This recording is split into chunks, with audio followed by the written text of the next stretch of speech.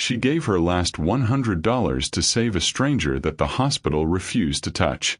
What she didn't know was that man would return with a secret that would flip her world upside down.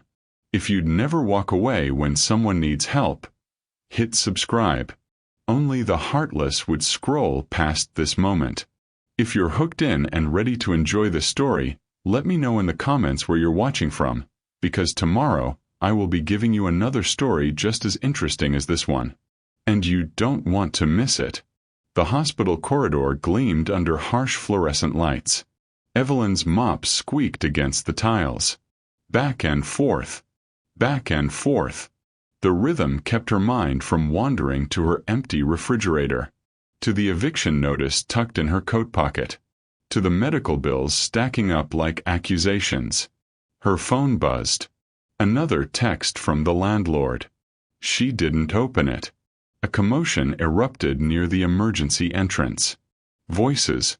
Shouting. The sharp crack of authority meeting desperation. "Sir, you need to calm down. We cannot admit him without payment or insurance verification." Evelyn looked up. A young man in an expensive suit stood at the reception desk. But something was wrong. His tie hung loose, his usually perfect hair was disheveled, and blood stained his white shirt. In his arms, an older man. Unconscious. Pale as death. "Please." The young man's voice cracked. "He's dying. He needs help now." The receptionist's face remained stone. "Hospital policy. I'll pay anything. Everything. Just help him. We need verification first. Insurance cards. Identification. The system." The older man in his arms convulsed. Once. Twice. Evelyn's mop clattered to the floor. Her feet moved before her mind caught up. She pushed through the small crowd gathering to watch the spectacle. Her hand reached into her coat pocket. Found her wallet. Inside, 5 $20 bills. Her last $100. The money she'd saved for next week's groceries. For the overdue electric bill. For survival. She thrust it toward the receptionist. "Here. Take it. Start the paperwork. Save him." The young man's eyes met hers. Dark. Bottomless. Desperate. "Miss, this won't cover." "Then it's a deposit. Start. Now." Something in her voice made the receptionist move. Made the nurses rush forward with a gurney. Made the doctors appear like summoned angels. The older man was whisked away. The young man stood frozen, staring at Evelyn as if she were a ghost. Or a miracle. "Why?" His voice was barely a whisper. Evelyn smiled. Tired. Sad. Because someone needed help. She picked up her mop. Returned to her corridor. Back and forth. Back and forth. She didn't see the young man watching her. Didn't see him memorize every detail of her face. Didn't hear him whisper to his phone. Find out everything about her. 3 days passed. Evelyn sat in her tiny apartment. The eviction notice now joined by a disconnection warning. The electricity would go out by Friday. She had eaten crackers and tap water for dinner. Again. Her supervisor had called her into the office that morning. "Evelyn, I'm sorry. Budget cuts. We have to let some people go." Just like that. 23 years old. No job. No money. No hope. She didn't cry. She was too tired to cry. A knock at her door. Strange. No one ever visited. She opened it a crack. A man in a black suit stood there, professional and crisp, carrying a briefcase that probably cost more than her rent. "Miss Evelyn Carter?" "Yes. My name is Richard. I represent Mr. James Brown. He would like to speak with you. May I come in?" James Brown. The name meant nothing to her. About what? About a job opportunity, and a debt he wishes to repay. Evelyn opened the door wider. The restaurant was unlike anything Evelyn had ever seen. Crystal chandeliers, white tablecloths, waiters who moved like dancers. She felt wrong here, out of place. Her best dress, a faded blue thing from a thrift store, marked her as an intruder. But Richard had insisted. And desperation made people do strange things. A man rose from a corner table, the young man from the hospital. But different now. Composed. Powerful. The blood is gone. The desperation was replaced by something more complicated. More controlled. Miss Carter. Thank you for coming. James Brown. She remembered now. The name had been in the news. Tech billionaire. 35 years old. Self-made. Ruthless in business. Generous in philanthropy. The kind of man who existed in a different universe from hers. How is he? The man at the hospital. James's face softened. My father. He's alive. Recovering. Because of you. I didn't do anything. The doctors. You gave your last $100 to save a stranger. Richard investigated. He told me about your situation. Your job. Your apartment. Your debts. James leaned forward. Why did you do it? Evelyn met his gaze. Would you have done less? Silence stretched between them. Heavy. Meaningful. I want to offer you a position. In my company. Executive assistant. Salary of $150,000 a year. Full benefits. Housing assistance. Student loan forgiveness program. The numbers didn't make sense. Couldn't make sense. I'm a janitor. I have a high school diploma. I'm not qualified. You're qualified to make impossible decisions under pressure. You're qualified to see a human being instead of a liability.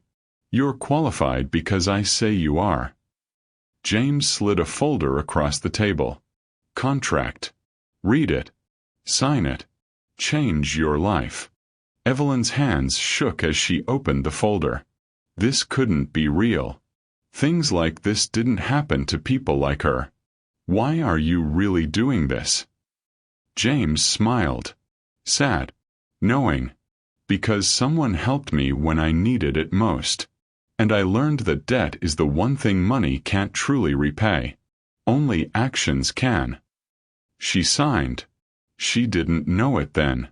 But that signature would change everything. The Brown Industries headquarters towered above the city like a glass monument to ambition. Evelyn stood at its base, neck craned, stomach churning. Her first day. Her new life. The lobby alone was larger than her entire apartment building. Miss Carter. A woman approached. Sleek. Polished. Her suit probably cost more than Evelyn's car. I'm Jennifer Park. Head of HR. Welcome to Brown Industries. The elevator ride to the 42nd floor felt like ascending to another world. Jennifer talked the entire time, describing benefits, procedures, and expectations. The words blurred together. You'll be working directly with Mr. Brown. He's particular, demanding, but fair. Jennifer's smile was professional, empty. Most assistants don't last 6 months. Why not? Because he sees everything, knows everything, expects perfection. The elevator doors opened. Good luck, Miss Carter. You'll need it. The executive floor was silent, expensive silence, the kind that cost money to maintain. Evelyn's footsteps on the marble floor sounded like gunshots. James's office door stood open.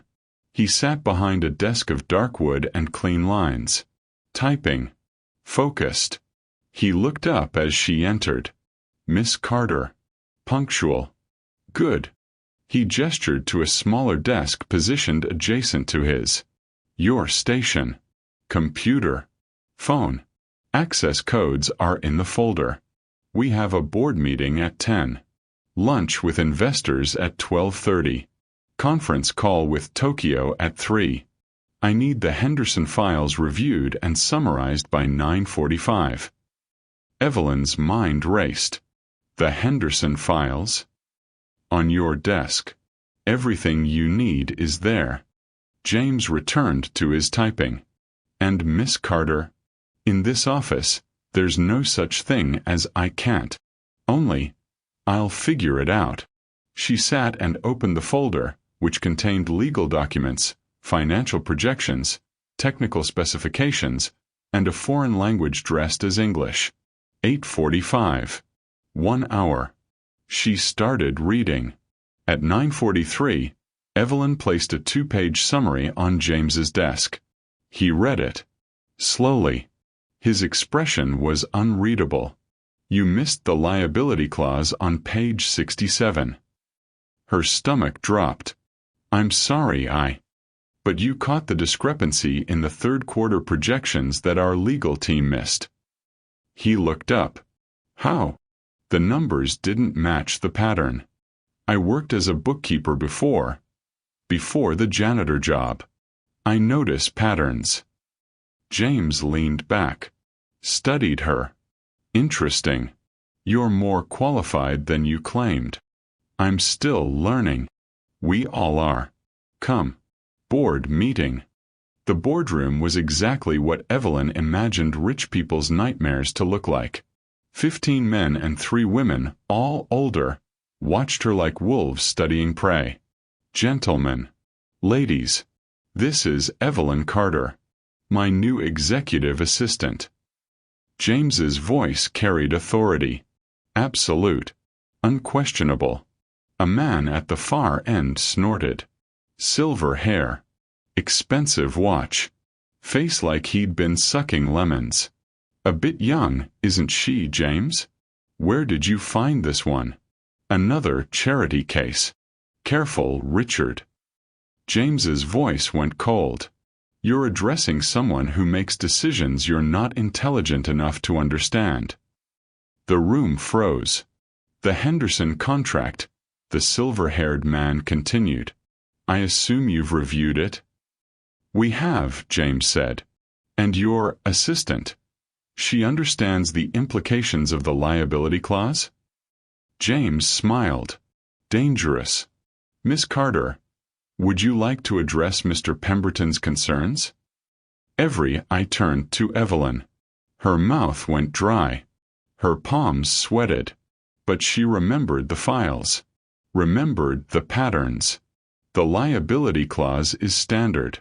But the third quarter projections show a discrepancy of approximately $2.3 million. The numbers suggest either an accounting error or deliberate misrepresentation. She met Pemberton's eyes. I'd recommend a full audit before signing. Silence. Pemberton's face went red. Then white. How did you? He stood abruptly. This is ridiculous. James, your little project is making serious accusations. My assistant is doing her job. Are you doing yours, Richard? James's voice could cut glass. Because if there's nothing to find, an audit should be routine. Unless you're worried about what we might discover. Pemberton grabbed his briefcase. I don't have to listen to this. No, you don't. But you do have to explain to the board why you're refusing a standard audit. Choose carefully. Pemberton left. Slammed the door. The meeting continued. But something had shifted. The wolves had learned to fear the new lamb. After, James spoke quietly in the elevator. You made an enemy today. I just read the numbers. You exposed a thief. Pemberton's been skimming for years. I suspected, but couldn't prove it. You just gave me the proof. He looked at her. Thank you. You're welcome. And Evelyn, welcome to the war. Days became weeks. Weeks became months. Evelyn learned, adapted, grew. She learned that James arrived at 6 every morning, left at 8 every night, never took lunch, survived on coffee and sheer willpower. She learned that beneath the cold exterior lived something else, something wounded, something that flinched when people got too close. She learned that his father, the man she'd helped save, was his only family, his only weakness. And she learned that Brown Industries wasn't just a company. It was James's armor, his fortress against a world that had tried to break him. One evening, long after everyone else had left, Evelyn found James standing at his office window, staring at the city below. "My mother left when I was 7, he said suddenly. Not looking at her. Walked out. Never came back. My father worked 3 jobs to keep us fed. Worked himself into an early heart condition. His reflection in the glass looked haunted. I built this company to ensure he'd never have to work again. To prove she was wrong to leave us. To prove we were worth something." "You are worth something," Evelyn said softly. "But not because of this building, or the money, or the power." "Then why?" "Because you see people. Really see them. You saw me when I was invisible." James turned. Their eyes met. Something passed between them. Fragile. Dangerous. "Evelyn." His phone rang. The moment shattered. "Mr. Brown, we have a situation." Jennifer's voice on the speaker is tense and urgent. "Your father's at the hospital. This is another episode." James moved instantly. Coat, keys, door. Evelyn followed. "You don't have to." "I'm coming." They ran. The hospital room was quiet, sterile. James sat beside his father's bed, holding his hand. The powerful billionaire was reduced to a frightened son. "Dad, please, wake up." The older man's eyes fluttered open, focused. Found James. "Son." "I'm here, Dad. I'm here." "The girl. From before. The one who helped. Is she?" "I found her. Gave her a job. She's—" James looked at Evelyn standing in the doorway. "She's special, Dad." The father's gaze shifted, landed on Evelyn. His lips curved into a weak smile. "Thank you. For saving my life. For seeing my son when others look away." Evelyn approached the bed. "He saved me too." The old man squeezed James's hand. "Don't let this one go. She's the real thing. Dad, promise me." "I promise." Later, James leaned against the wall in the hallway. Exhausted. Vulnerable. "He's going to be okay," Evelyn said. "For now. But his heart. It's weak. Every episode could be the last." James's voice cracked. "I have all this money. All this power. And I can't save him. You're with him. That's what he needs. Not your money. You." James looked at her. Really looked. "When did you get so wise?" "When I had to be. Same as you." He stepped closer. "Evelyn, I need to tell you something." Her heart hammered. "What?" "I'm falling." "Mr. Brown." A nurse rushed over. "Your father's asking for you." The moment broke again. But Evelyn knew. Felt it in her bones. Everything was about to change. The next morning, Evelyn arrived at the office and found chaos. Security guards. Police. Executives huddled in worried clusters. Jennifer grabbed her arm. "Evelyn. Thank God. It's Mr. Brown." "What happened?" "Richard Pemberton. He filed charges. Corporate espionage. Fraud. He's claiming James stole proprietary information. Planted evidence about the embezzlement. The board is meeting now to vote on James's removal." "No. No. No. Where is he?" Conference room. But you can't. Evelyn ran. She burst through the conference room doors. James stood at the head of the table. Alone. Facing 17 board members. All hostile. All judging. Miss Carter, this is a private meeting. No. It's not. Evelyn moved to James's side. If you're judging him, you judge me too. I found the discrepancies. I did the analysis. If there's blame to assign, I share it. Pemberton stood. Smug. Victorious. How touching. The charity case defending her benefactor. This doesn't concern you, girl. Comment, justice always wins if you're not siding with people like Pemberton. Let's expose arrogance together. It concerns anyone who cares about truth. You embezzled millions. The evidence doesn't lie. Evidence can be manufactured, especially by someone desperate to please their new employer. Pemberton smiled. Cold. Calculated. Tell me, Miss Carter, how did a janitor suddenly become qualified to analyze complex financial documents? Unless someone coached you, told you what to find, what to say. Evelyn's mind raced. He was twisting everything, making her testimony worthless. The vote, Pemberton continued. All in favor of removing James Brown as CEO pending investigation? Hands rose. 1, 2, 5, 10. James's empire is crumbling. Wait. A voice from the doorway. Everyone turned. An elderly woman entered. Elegant. Powerful. Her presence commanded instant silence. Margaret. James breathed. What are you doing here? Saving your company. Again. Margaret Ashford. The company's founder. James's mentor. Retired 5 years ago but still held a controlling interest. I've been watching James. Watching as parasites like Pemberton tried to destroy what we built. Mrs. Ashford, with all due respect. Pemberton started. Silence. One word. Absolute authority.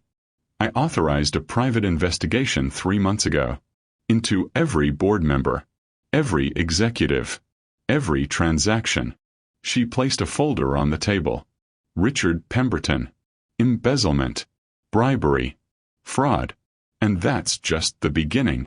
Pemberton's face went white. The vote is null. Richard, you're fired. Arrested. And personally ruined.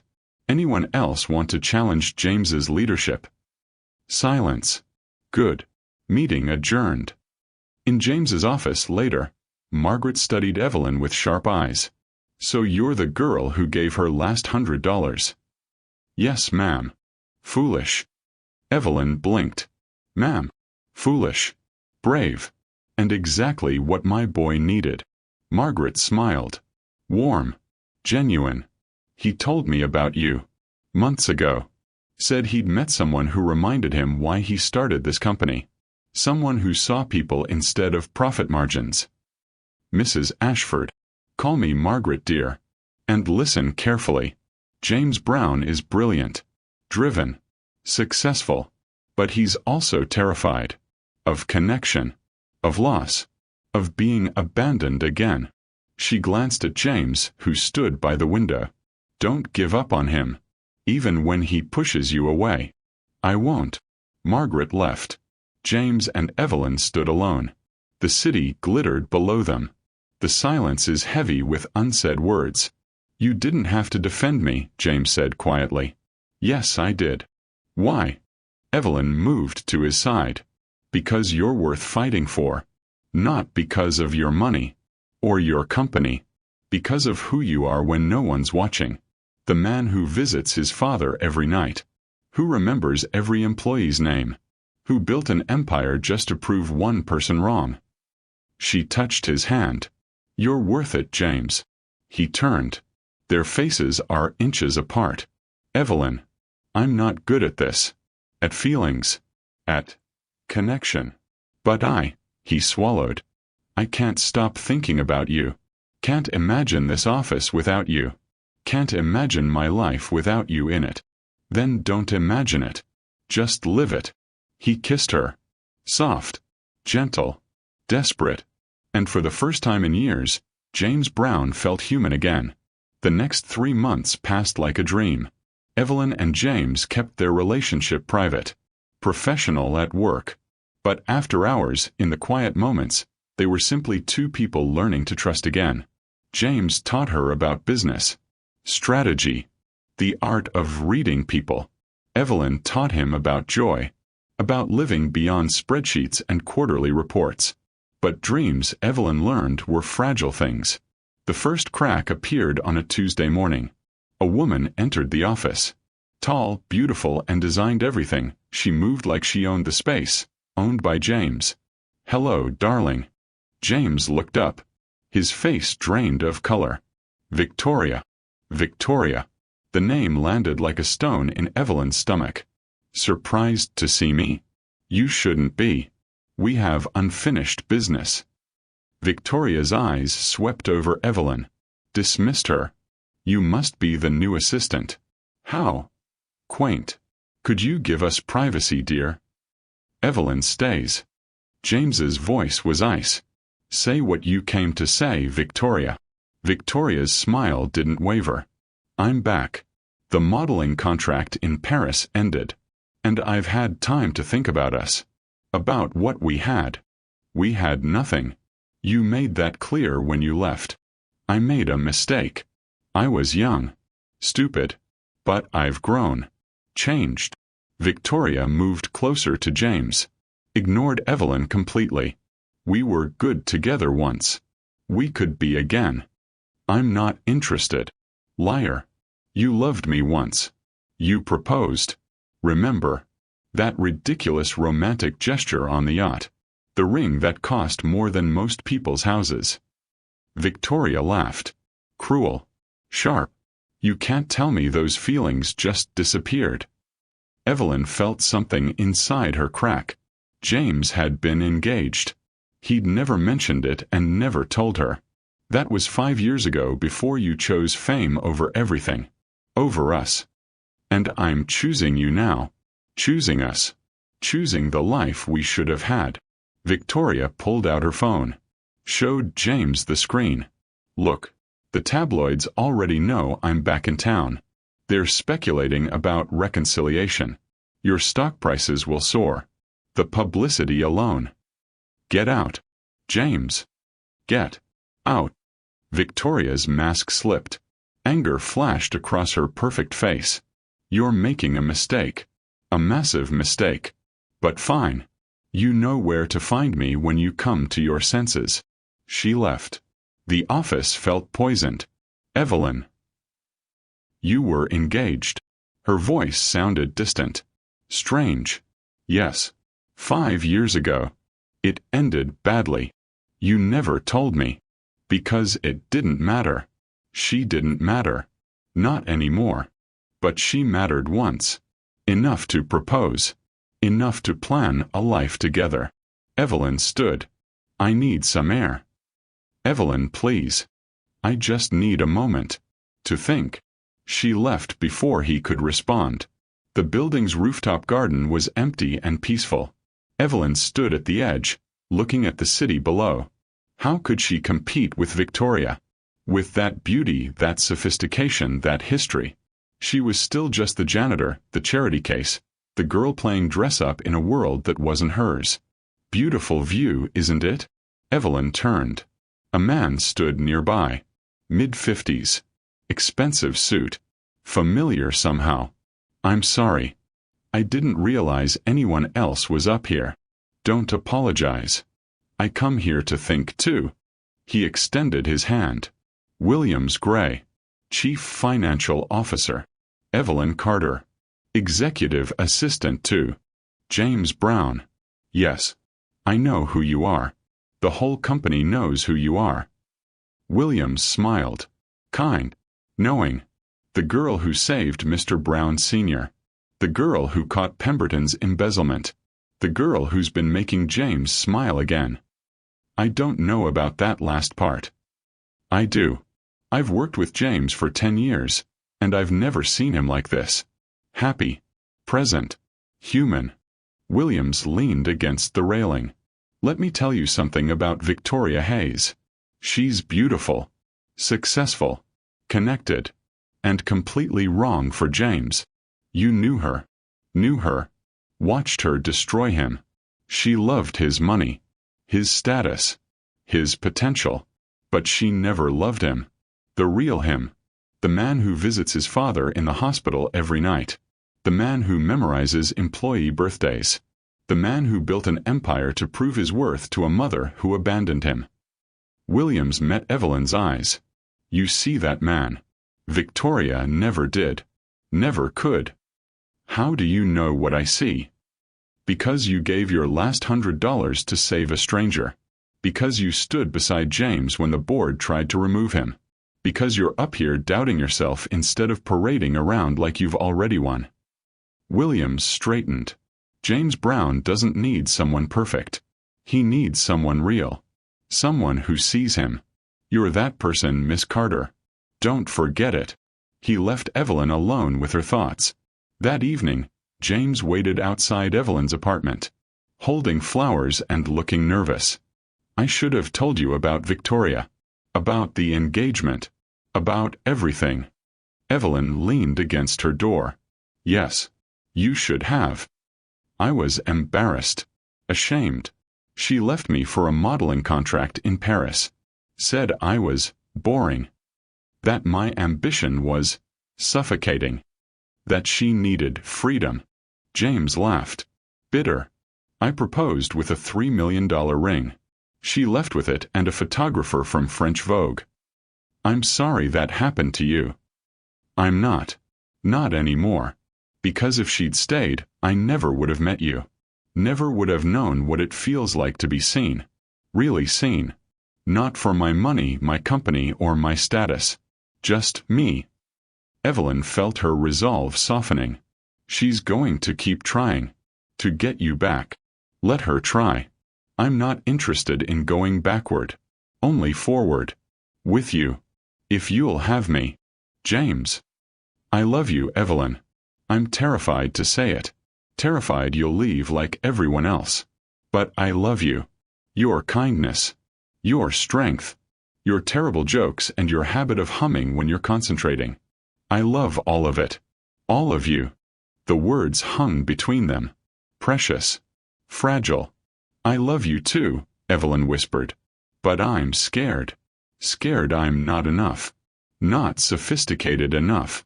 Not educated enough. Not. James kissed her. Soft. Deep. Full of promise. You're everything. But Victoria wasn't finished. The tabloids exploded with photos of Victoria outside James's office building, at his favorite restaurant, and giving interviews about rekindling old flames and second chances. The board grew nervous. Investors questioned. Competitors circled. And then the bombshell dropped. Victoria announced she was pregnant with James's child. The press went insane. Evelyn read the headlines on her phone. Each one a knife to the heart. Billionaire's secret baby. Victoria Hayes pregnant with James Brown's heir. Brown Industries CEO to be father. She looked up. James stood in the doorway of his office. Face pale. Hands shaking. It's not true. Evelyn, I swear to you, it's not true. I haven't touched her in 5 years. Haven't even spoken to her except that one time in the office. Then how? I don't know. But I'm going to find out. James called his lawyers. His PR team. His security detail. Within hours, the truth emerged. Victoria wasn't pregnant. She had never been pregnant. The medical documents she'd shown the press were forgeries. The exclusive interview with a tabloid was paid for, staged and fake. But the damage was done. The story was everywhere. Investors were pulling out. The board demanded an emergency meeting. And Brown Industries stock plummeted. And through it all, Victoria smiled from magazine covers. Beautiful. Vindictive. Victorious. The emergency board meeting was brutal. This scandal is destroying us, one board member shouted. Our stock is down 30%. We're losing contracts. Losing credibility. The solution is simple, another added. James needs to make a statement. Reconcile with Victoria. Control the narrative. I will not. It's not about what you want, a woman interrupted. It's about protecting the company. Protecting thousands of jobs. Protecting everything we've built. By lying. By pretending to reunite with a woman who fabricated a pregnancy. By doing whatever it takes. James stood. No. I won't sacrifice my integrity. My relationship. My life. For optics. Then you sacrifice the company. Silence fell. Evelyn watched James's face and saw the war raging inside him. The company was his father's legacy, his life's work, his purpose. But it was also his prison. There has to be another way, she said quietly. All eyes turned to her. Miss Carter, with all due respect, this doesn't concern. It concerns everyone in this room. Every employee in this building. Every person whose livelihood depends on this company. Evelyn stood. You want to control the narrative? Then tell the truth. All of it. Victoria's lies. The forged documents. The paid interviews. Expose her completely. That will make things worse, someone protested. A scorned ex-girlfriend. More scandal. More truth. Evelyn interrupted. People are tired of perfect. Tired of manufactured. They want real. Authentic. Human. She looked at James. Tell them who you really are. Not the billionaire. Not the CEO. The man. The son. The person who built this company honored his father. To prove his worth. To help people. She's right, Williams Gray spoke up. We've been treating this like a PR crisis. But it's not. It's an opportunity. To show the world who James Brown really is. Slowly, heads began to nod. All right, James said. We do this. But we do it my way, complete transparency. No spin. No manipulation. Just truth. If you stand for truth over lies, smash that like button and subscribe. Let the world know real love and honesty still matter. The press conference was scheduled for the following day.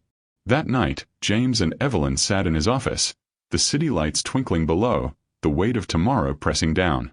What if this doesn't work? James asked. What if telling the truth isn't enough? Then we start over. Build something new. Together. You'd do that? Walk away from all this. Evelyn smiled. James. I gave my last $100 to save your father. You think I'm afraid of starting over? He pulled her close. What did I do to deserve you? You saw me. When I was invisible. Now I see you. That's how this works. They sat in silence, drawing strength from each other. Tomorrow would bring answers. Or endings. Or both. But tonight they had this moment, this peace, this love. The press conference room was packed. Cameras. Reporters. Flashing lights. The hungry press corps was waiting to devour whatever story emerged. James stood backstage. Evelyn is beside him. His hand found hers. Squeezed. Ready? She asked. No. But let's do it anyway. They walked out together. The room erupted. Questions shouted. Cameras clicking like mechanical insects. James approached the microphone. Evelyn stood slightly behind him. Present. Supportive. Visible. Thank you all for coming. I'm going to make a statement. Then I'll take questions. James's voice was steady. Clear. 5 years ago, I was engaged to Victoria Hayes. She left me for a career opportunity in Paris. I was heartbroken. Humiliated. I buried myself in work. Built walls. Forgot how to be human. The room quieted. Listening. 3 months ago, a janitor at City Hospital gave her the last $100 to save my father's life. She had no idea who we were. She just saw someone who needed help. That woman is standing beside me now. Her name is Evelyn Carter. And she changed my life. Murmurs rippled through the crowd. Yesterday, My ex-fiancée claimed to be pregnant with my child. It was a lie. A calculated attempt to manipulate me, to destroy my relationship with Evelyn, to force me back into a life I never wanted. James pulled out documents. These are medical records proving Victoria Hayes is not pregnant, has never been pregnant. These receipts show she paid a tabloid $50,000 for the exclusive interview. These phone records show she coordinated the entire campaign with my business competitors. The room exploded. Reporters shouting. Cameras flashing. James raised his hand. Silence gradually returned. But here's what matters. Not the scandal. Not the lies. But this. I'm in love with Evelyn Carter. She's brilliant. Brave. Kind. She sees people. Really sees them. She made me remember why I started this company. Why I get up every morning. Why does any of this matter? He turned. Looked at Evelyn. She's the best decision I've ever made. And I'm done apologizing for it. Done hiding it. Done pretending to be someone I'm not to satisfy optics, investors, or public perception. Mr. Brown. A reporter shouted. Are you saying you're choosing your relationship over your company? I'm saying I'm choosing truth, integrity, love. And if the company can't survive that, it doesn't deserve to survive. Another reporter. What about Victoria Hayes? Will you be pressing charges? My lawyers will handle that. But personally, I'm done thinking about her and done letting her occupy space in my life. I'm focused on my future. With Evelyn. Miss Carter. A reporter turned to Evelyn. You gave your last $100 to save a stranger. Do you regret it? Evelyn stepped forward, closer to the microphone. No, I don't regret it. I'd do it again. 100 times. Because that's what we're supposed to do, see each other. Help each other. Be human together. She glanced at James. I was a janitor. Poor. Struggling. Invisible. James saw me. Gave me a chance. Changed my life. Not because of charity, but because he believed in me. That's the man I love. That's the man the world should know. The room fell silent. Then someone started clapping. Slow. Steady. Williams Gray. Standing in the back. Another person joined. Then another. Then more. Soon, the entire room was applauding. James took Evelyn's hand. Raised it high. They faced the cameras. Together. Unashamed. Unafraid. The questions continued. The cameras flashed. But it didn't matter. They'd told their truth. Whatever happened next, they'd face it together. The aftermath was swift. Victoria Hayes disappeared from public view. Facing fraud charges. Blacklisted by major publications. Her own lies destroyed her modeling career. Brown Industries stock initially dropped. Then it rebounded. Harder, stronger. Investors respected authenticity. And customers responded to honesty. The company not only survived, it thrived. But James barely noticed. He was busy planning. 6 months later, Evelyn stood in James's office, reviewing contracts. Her role had evolved. She was no longer just an assistant. She was a true partner in the business, a co-director of operations. Her instincts and insights were invaluable. Evelyn, can you come here? She looked up. James stood by the window, looking nervous. What's wrong? Nothing's wrong. Everything's. Come here. Please. She approached. He took her hand, led her to the window. The city spread below them. Twilight painted the sky purple and gold. Do you remember the first time you stood here? James asked. You said the view was beautiful. I remember. You were wrong. The view wasn't beautiful. You were. You are. He turned to face her. Evelyn Carter. You gave your last $100 to save my father. You defended me when my world was crumbling. You taught me how to be human again. You saved me in every way a person can be saved. He knelt. Evelyn's breath caught. James pulled out a ring. Simple. Elegant. A single diamond catching the fading light. I'm not perfect. I'm still learning how to feel. How to trust. How to love without fear. But I want to learn with you. Forever. Will you marry me? Tears streamed down Evelyn's face. Yes. Yes. 1,000 times yes. He slipped the ring on her finger. Stood. Pulled her close. They kissed as the sun set over the city. Two people who'd found each other in the wreckage of their separate wounds. Two souls learning to heal together. I love you, James whispered. I love you too. But James wasn't finished. There's one more thing, he said, grinning. Come with me. He led her to the elevator. Down, down, down, to the lobby. The doors opened. Evelyn gasped. The entire lobby was filled with people. Employees, board members, friends, family, and at the center, James's father, standing with a walker, smiling. Dad, you're walking. Finally. The doctors cleared me last week. Physical therapy worked. The older man's eyes were bright, joyful. I wouldn't miss this for anything. Music began playing. A string quartet is positioned near the entrance.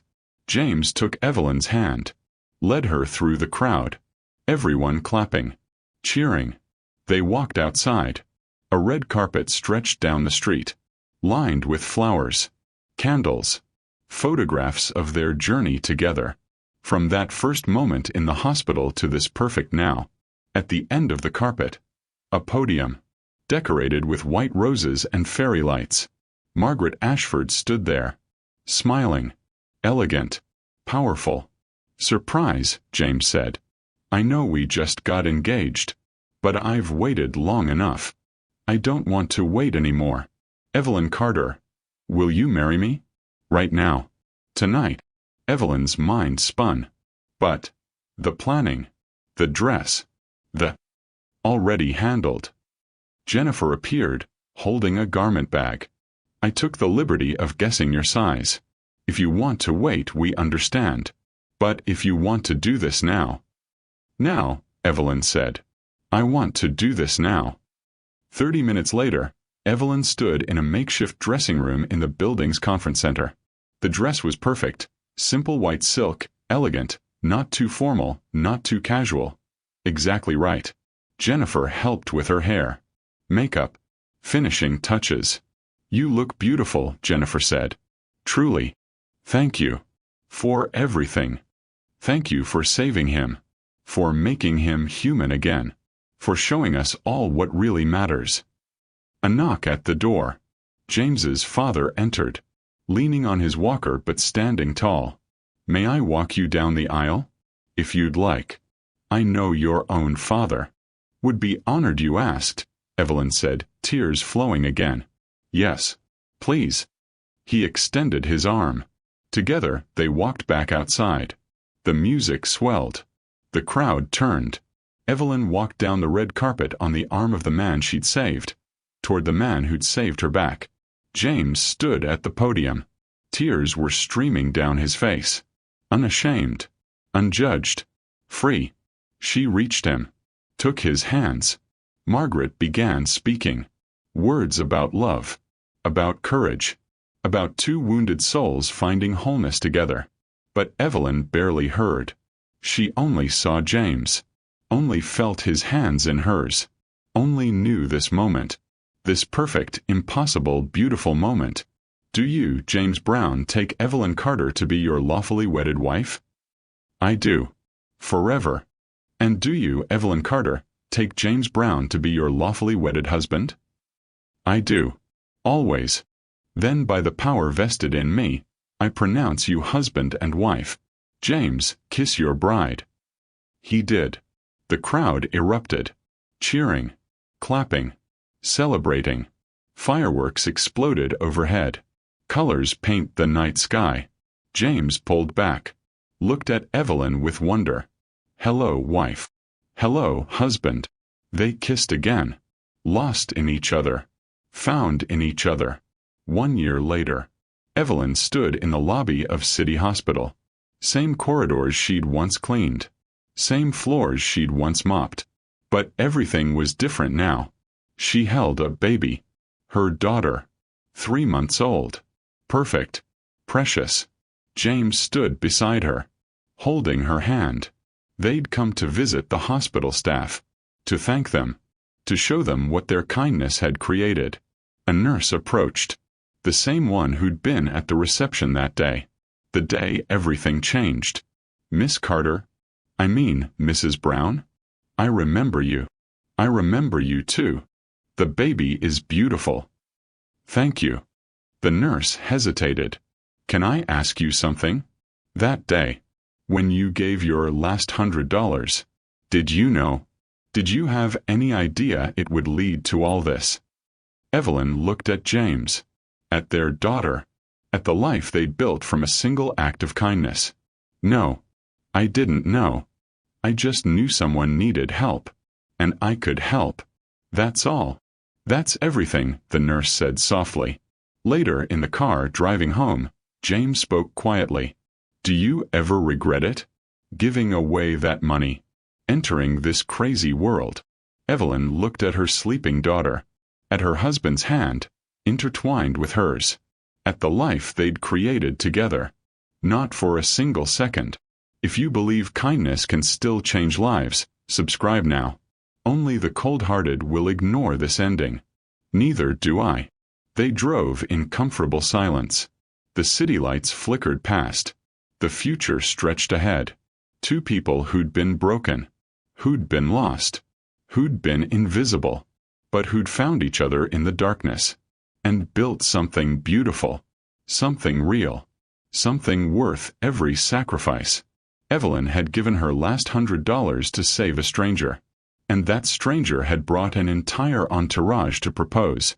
But more than that, he'd brought love, partnership, home, and that, Evelyn thought as she drifted to sleep, was worth infinitely more than money could ever buy. Thank you for watching the story to the end. If you enjoyed this story, you will surely love the next one.